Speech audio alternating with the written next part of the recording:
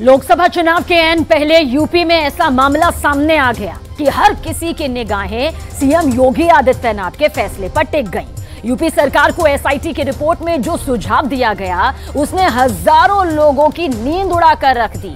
अगर एसआईटी के सुझावों पर अमल किया गया तो सबसे ज्यादा बड़ी बड़ी खबरें उत्तर प्रदेश से ही अब आने वाली हैं।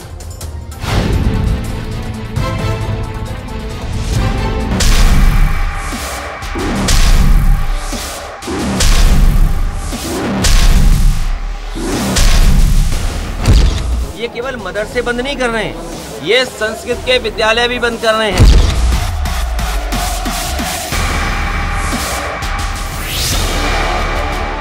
उत्तर प्रदेश में 13,000 अवैध मदरसों का शटर डाउन होने वाला है।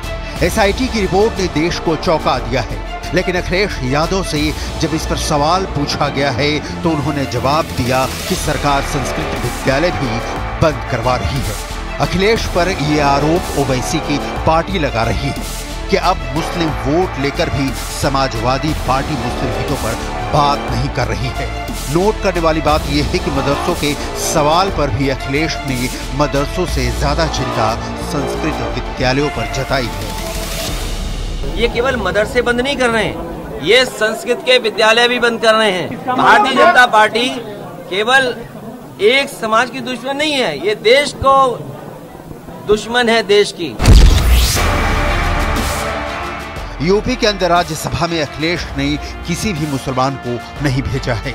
इस पर पार्टी के अंदर ही अखिलेश को सवालों के घेरे में खड़ा किया गया और अब लोकसभा चुनाव के ऐन पहले आई एसआईटी की रिपोर्ट ने यूपी की राजनीति को और गरमा दिया है।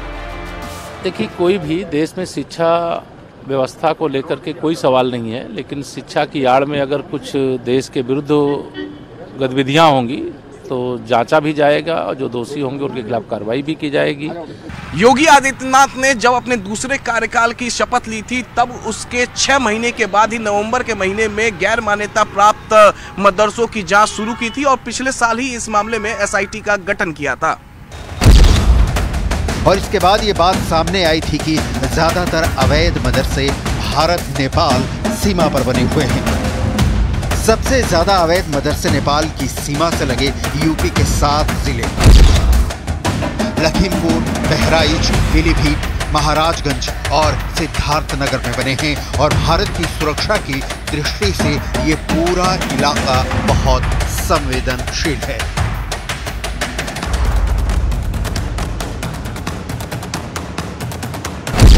सूत्रों के मुताबिक एसआईटी ने इन 13,000 अवैध मदरसों को बंद करने की सिफारिश की है।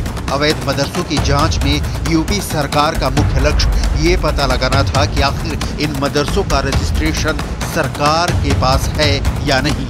इसके अलावा इन मदरसों को फंडिंग आखिर कहां से मिल रही है। ज्यादातर अवैध मदरसा संचालकों का कहना है कि उन्होंने अपने मदरसे का निर्माण पब्लिक से चंदा इकट्ठा करके किया है, लेकिन जांच में ये बात निकलकर सामने आई है कि खाड़ी देशों से हवाला के जरिए आए फंडिंग से मदरसों का निर्माण हुआ है। बड़ी बात तो ये है कि इन अवैध मदरसों के पास चंदे का कोई रिकॉर्ड नहीं है और ना ही वो बता पा रहे हैं कि फंडिंग आई कहां से है, कौन कौन से लोगों ने उन्हें चंदा दिया है। अब एसआईटी की जांच रिपोर्ट के बाद सारा दारोमदार यूपी सरकार पर है। यूपी में अवैध इमारतों के कब्जेदारों को सबसे ज्यादा डर बुलडोजर का सताता है। अब योगी आदित्यनाथ इस मामले में क्या करने वाले हैं ये जल्द ही पता चल जाएगा, लेकिन एसआईटी ने जो रिपोर्ट दी है उसने बड़े संकेत दे दिए हैं। मदरसों के लिए जरूरी है कि वो सरकारी मदरसा बोर्ड से जुड़े, लेकिन जिन मदरसों के पास मदरसा बोर्ड से मान्यता के कागज नहीं हैं, उनके ऊपर कार्रवाई का अंदेशा पिछले कई महीने से देखा जा रहा है।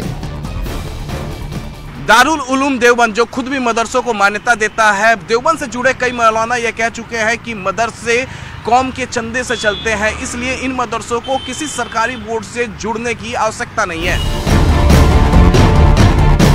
कई मौलाना फंडिंग का हिसाब नहीं रखने वाले इन मदरसों का भी संविधान का हवाला देकर बचाव कर रहे हैं। एकदम सिरे से मदरसों को बंद करने का आदेश देना ये उचित नहीं है, दुरुस्त नहीं है।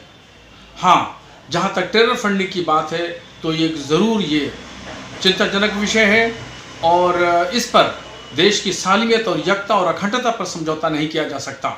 इन मदरसों में लाखों बच्चे पढ़ते हैं, आखिरकार इन बच्चों को पढ़ाया क्या जाता है, यूपी सरकार ये जानना चाहती है। और इस बीच उठा देवबंद और गजवाए हिंद के विवाद ने मदरसे के मामले को और तूल दे दिया है।